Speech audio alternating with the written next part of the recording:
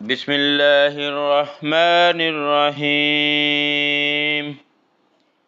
هل أتاك حديث الغاشية وجوه يومئذ خاشية عاملة ناصبة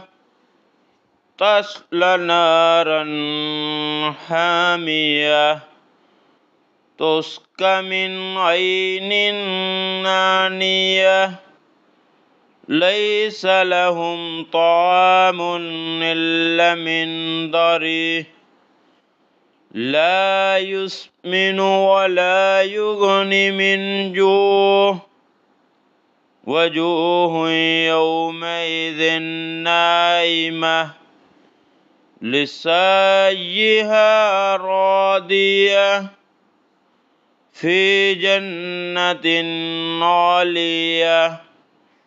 لا تسمع فيها لاغية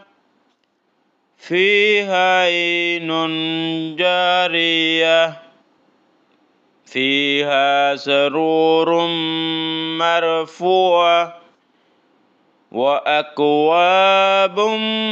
موضوعة ونمارق مصفوفة وزرابي مبثوثة أفلا ينظرون إلى الإبل كيف خلقت وإلى السماء كيف رفعت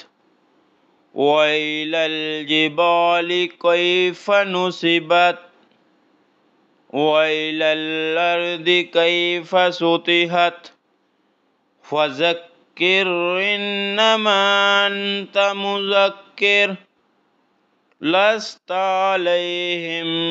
بمسيطر إلا من تولى وكفر